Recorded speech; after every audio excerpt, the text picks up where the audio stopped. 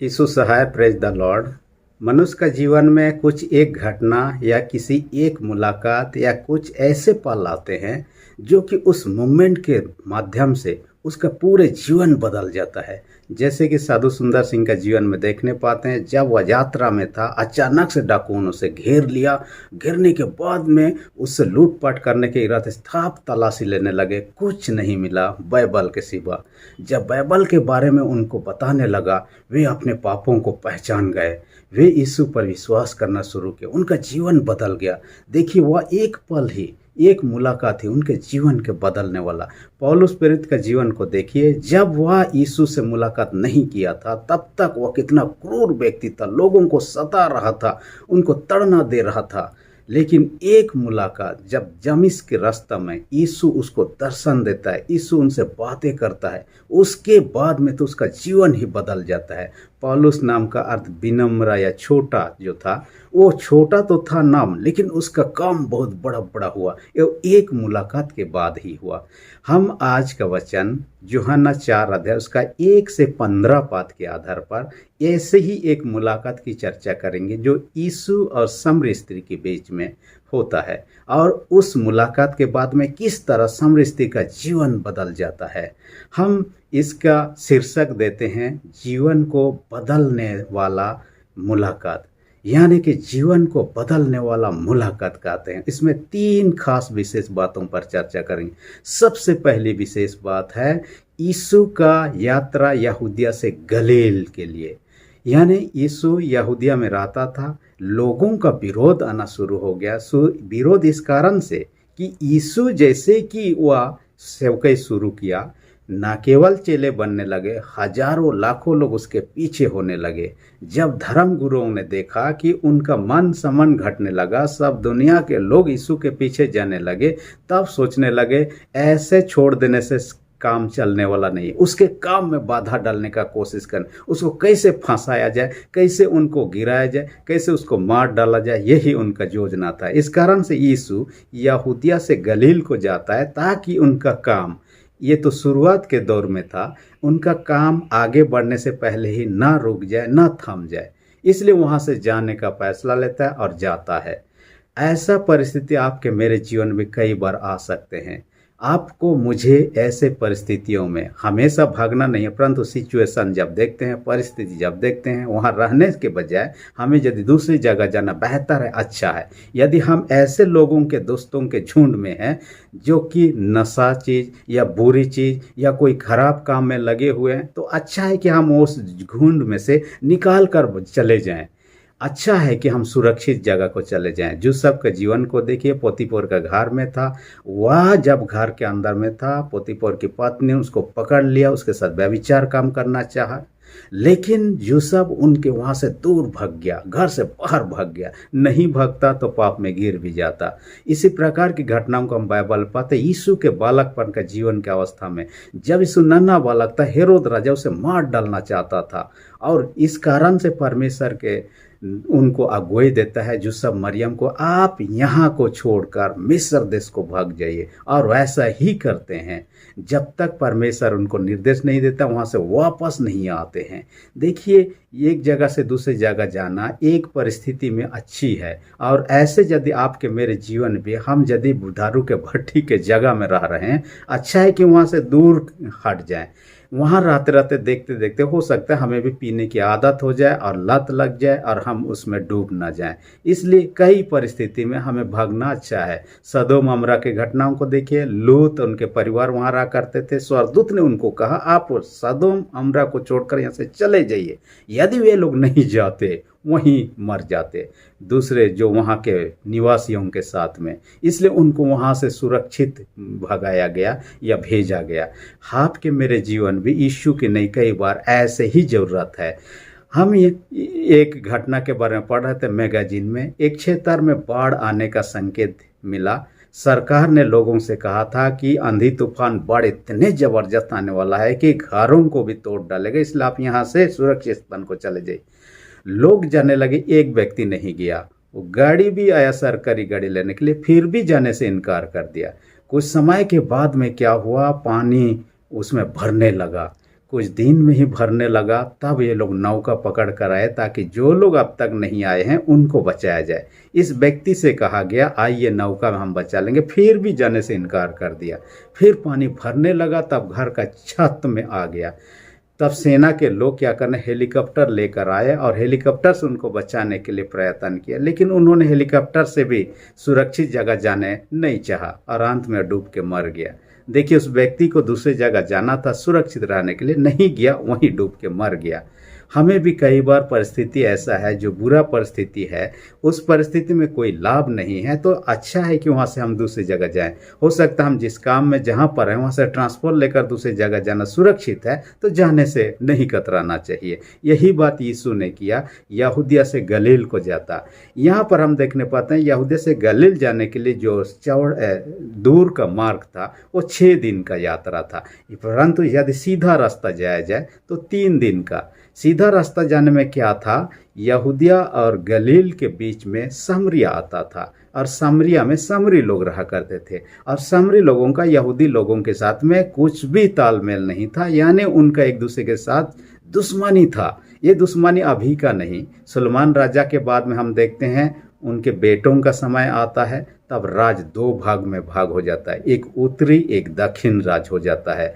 और उत्तरी राज में जो लोग रह जाते हैं वे सामरिया क्षेत्र में हो जाते हैं और इस क्षेत्र के लोगों को क्या क्या असूर के लोगों ने क्या क्या बंधक बना लिया 722 ईसा पूर्व में, और बंधक बनाकर अपने देश को ले गए और अपने जगह से कुछ लोगों को, यहाँ जो बचे खुचे लोग थे उनको शासन करने, उनके अगुवाई करने, उनके ऊपर में राज करने के लिए भेजा।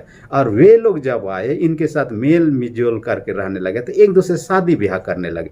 शादी ब्याह के बाद में क्या हुआ, अन्य जाति लोग और यहाँ यहूदी लोग दोनों के बीच में विवाह के साथ में जो बेटा बेटी पैदा हुए वे लोग ही समरिया क्षेत्र में रहे और वे समरी कहलाते थे। यानी ये प्योर यहूदी नहीं थे, ना ही अन्य जाति के लोग थे, ये तो मिश्रित थे। इस कारण से यहूदी लोगों के साथ समरी लोगों का साथ तालमेल नहीं बना। हम लोग जानते हैं कि यरूशलेम मंदिर जो सुलेमान राजा ने बनाया था 586 ईसा पूर्व में नष्ट कर दिया गया बबूल के द्वारा। बबूल के लोग यहूदी लोगों को बंधुआई में ले लिए। उसके बाद में उनको वापस जब आने का मौका मिला, फिर से मंदिर निर्माण करना चाहा। उस समय यहूदी लोगों को सामरी लोगों ने कहा, जो मिश्रित जाति से पैदा हुए लोग थे, उन्होंने कहा हम भी मंदिर बनाने में मदद करेंगे, परंतु यहूदी लोग इनकार कर दिया। उसी समय दोनों के बीच में दुश्मनी शुरू हो गया और ये दुश्मनी सालों साल तक चलते रहा। यीशु के समय भी इन चीज़ों को हम देखने पाते हैं। इसलिए यहाँ पर हम देखने पाते हैं कि समरिया होकर यीशु जा रहा है और वहाँ से होते हुए उनको गुजरना पड़ा।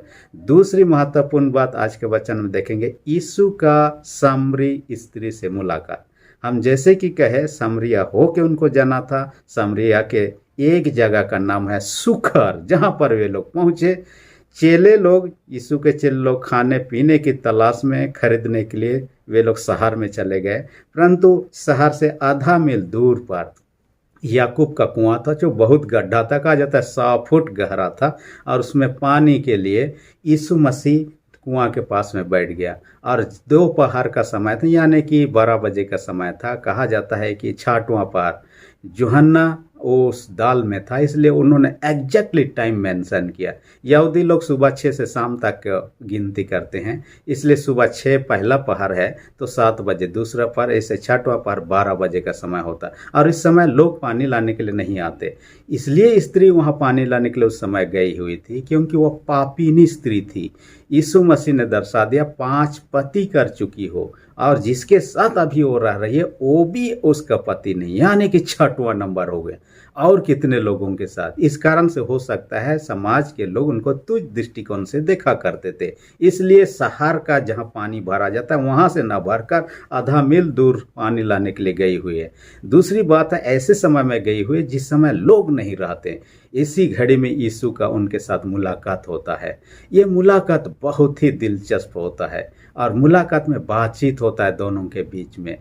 असल में यहाँ पर यीशु को देखिए, यहूदी सामरी में तो बातचीत नहीं होता था। असल में रब्बी लोगों के विषय में ये भी कहा जाता था, रब्बी लोग किसी स्त्री को आंख उठाकर ऐसे देखा नहीं करते थे। यहाँ तक कि अपने पत्नी को भी पब्लिक स्थान में इस प्रकार का नहीं देखा करते थे। इस प्रकार उनका स्वभाव होता था। और यहाँ तो यीशु उनसे बातें कर रहा है। यानी यीशु जो जाति भेद का दीवार था, एक दूसरे के जाति के बीच में ऊंच नीच भेद भावना जो था, उस भेद भावना रूपी दीवार को तोड़ डाला और समृद्धि से बातें करने लगा। आज दुनिया के लोग भी, हम सारे लोग परमेश्वर की सृष्टि हैं, फिर भी हम एक दूसरे से इसी प्रकार की भेदभाव की बातें करते हैं। यीशु इन भेदभाव को मिटाना चाह रहा था। हमारे भारतीय संविधान में भी इसी बात को कहा गया, एक दूसरे के साथ भेदभाव नहीं करना है। और ये भेदभाव बाइबल के दृष्टिकोण से, यीशु के दृष्टिकोण से भी उत्तम नहीं है। और इस कारण से यीशु मसीह यहाँ सामरी स्त्री से वार्तालाप करते हैं, बातचीत के द्वारा से ये दर्शाने का कोशिश करते हैं कि ये जो दीवार है जाति का, भेदभाव का, ऊंच नीच का, ये दीवार टूट जाना चाहिए। एक दूसरे के साथ में हम मेल जोल के रहना चाहिए। और इसी बात इनका मुलाकात के माध्यम से हम देखने पाते हैं। देखिएगा, जीवन में कई महत्वपूर्ण लोगों को देखिएगा कि वे अपने जीवन में कैसे अपने दीवार से हटकर दूसरों के साथ में कैसे जीवन व्यतीत। मदर टेरेसा को एक उदाहरण ले लीजिए, जबकि वह दूसरे देश में पैदा हुई थी, हमारे देश में आई। इस देश में आने के बाद भी ऐसे लोगों के संगति में रहे जो लोग लाचार अवस्था में, पीड़ित अवस्था में, जिनको कोई भी लोग तुच्छ, सब कोई तुच्छ जानते थे, ऐसे लोगों का सेवा करने का बीड़ा उठाया। देखिए, और इस सेवा का काम को अपने जीवन भर करते रहे। और इस कारण से हम जानते हैं इतिहास में महान नाम के रूप में कमा के वो अमर हो गई है। हालांकि ये बात तो है, यीशु मसीह जो दीवार को पाटना चाहा, जातीयता आज हमारे बीच में उपलब्ध है, तो उसे दूर करें, इसे कतई अपने बीच में ना रहने दें। मैंने कहा कि ये एक मुलाकात ही इस दीवार को तोड़ डाला। मैंने एक परमेश्वर के दास के बारे में पढ़ रहा था जिसका नाम था महेश। और ये महेश जो है इंटरनेशनल मिनिस्ट्री चलाता है। हालांकि उसका बैकग्राउंड इंडिया से है, परंतु वह यीशु मसीह को जानता नहीं था। वह पूजा पाठ करने वाला था। 16 साल की उम्र में एक बार एक मिशनरी लेडी उनके क्षेत्र में आई हुई थी और प्यास लग गया। तब वो मिशनरी लेडी उनके घर में आई और उनसे कहा, पानी पीने के लिए मिल सकता है क्या। उस समय महेश जो है था 16 साल का उम्र का था और इस समय वो उसको पानी पीने के लिए दिया। देने के बाद में ये मिशनरी लेडी क्या की, एक बाइबल उनको दे दिया। बाइबल मिलने के बाद इसमें क्या है जानना चाहा और उसको पढ़ने के बाद ही उसका जीवन में परिवर्तन आ गया। यानी उसका जो विश्वास था, विश्वास ही बदल गया और वह प्रभु का एक सच्चा विश्वासी बन गया। हालांकि इसका स्टोरी लंबा है, परंतु वह अब दुनिया भर में लगभग 80 देश से ज़्यादा देशों में उसका सेवकाई चल रहा है और उन्होंने अपने जीवन काल में कई सारे लोगों को प्रभु का वचन सुनाए, कई सारे मंडलियों की स्थापना किया। देखिए, एक मुलाकात जो कि पानी से शुरू हुआ, जो कि पानी पिलाई, बाइबल मिला, बाइबल पढ़ा, बाइबल पढ़ने के बाद प्रभु को जाना, प्रभु का सत्य जो है, ये प्रभु कुछ सच्चाई है। यूहन्ना 14:6 में कहा था, मार्ग, सत्य और जीवन मैं हूँ। उस सच्चाई को जाना और उस पर विश्वास किया। आज पूरे संसार भर उसका मिनिस्ट्री, सेवा का काम चल रहा है। एक मुलाकात के बाद में कैसे परिवर्तन आ जाता है, यहाँ पर हम देखने पाते हैं। इसलिए आपको मुझे भी इन भेदभाव को दूर करना है, मेल मिलाप से एक दूसरे के साथ रहना है। हालांकि हम जानते हैं यीशु मसीह का इस दुनिया में आगमन सिर्फ यहूदियों के लिए नहीं, न केवल कोई पर्टिकुलर जाति के लिए, संसार के सारे लोगों के लिए था। इसलिए यीशु मसीह किसी एक के लिए नहीं था। इसलिए जितनों ने उसे ग्रहण किया, सबों को संतान, परमेश्वर के बेटा बेटी होने का अधिकार मिला। यूहन्ना 1:12 कहता है, सिर्फ विश्वास के द्वारा उसके साथ हम जुड़ सकते हैं। तीसरी महत्वपूर्ण बात है, कहता है सामरी स्त्री के जीवन का बदलाहट यहाँ देखने पाते। ना केवल मुलाकात हुआ, ना केवल जातीयता भेदभाव दूर हुआ, सामरी स्त्री के जीवन की बदलाहट, यहाँ क्या क्या चीज़ उनके जीवन में हम देखने पाते हैं। खास खास महत्वपूर्ण बात, सबसे पहली बात, सामरी स्त्री का जीवन, जो भी कि उसका जीवन पाप से भरा हुआ था, जैसे यीशु मसीह उनको पानी मांगा, उन्होंने इनकार नहीं किया, उन्होंने हेल्पफुल स्वभाव को दिखाया, उनको देने के लिए उन्होंने कम से कम राजी हो गई। देखिए, एक बात है, उसमें हो सकता है कुछ बुरा ही था, परंतु इतना भी है कि उसमें भी कुछ अच्छा ही था, और उन चीज़ों को हम यीशु के वार्तालाप में हम देखने पाते हैं, और उनको पानी पिलाने के लिए राजी हो जाते हैं। दूसरी महत्वपूर्ण बात है, यीशु से बातचीत के द्वारा वो यीशु को पहचान जाती है कि यही वो मसीहा है। जब तक उससे मुलाकात नहीं होता, बातचीत नहीं हुआ था, नहीं पहचान पाए। कई बार हम यीशु को पहचानने में गलत कर बैठते हैं। आज बाइबल को पढ़िए, बाइबल में यीशु के विषय में लिखा हुआ है। जैसे कि महेश चावड़ा के विषय मैंने कह रहा था, बाइबल पढ़ने के यीशु को जाना, यीशु से उसका मेल जोल बढ़ने लगा। आपके मेरे जीवन भी ऐसे बढ़ सकता है जैसे सामरी स्त्री का जीवन यीशु से मुलाकात होने के बाद में उसको पहचान। तीसरी विशेष बात कहता है, यीशु को न केवल पहचानी, वो गांव में जाकर क्या किया, लोगों को यीशु के बारे में बताया। भविष्यवक्ता जो है, मसीहा जो है, उसके बारे में उन्होंने जाकर लोगों, यानी उन्होंने गवाही दिया। आप और हम कितने बार यीशु मसीह के गवाही दिए हैं? क्या जीवन में कभी आप और हम गवाही दिए हैं? नहीं दिए हैं तो आपको मुझे देने की आवश्यकता है। सामरी स्त्री से सीखने की आवश्यकता है। सामरी स्त्री ने कैसे गवाही दी, जो भी कि उसका जीवन पाप से भरा हुआ था, परंतु एक गवाही, सच्चा गवाही बन गई।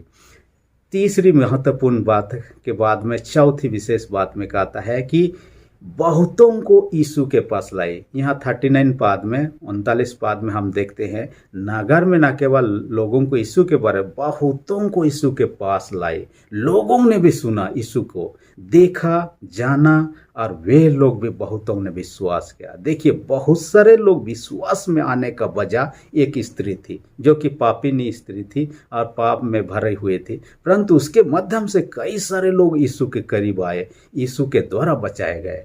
हो सकता है आप अपने आप को इस प्रकार के परिस्थिति में देख रहे हैं, हम अपने जीवन को इस प्रकार, परंतु आपके मेरे जीवन के द्वारा कई सारे आत्मा बचाए जा सकते हैं, हम यदि इस पापिनी सामरी स्त्री के समान अपने गवाही देना शुरू कर दें।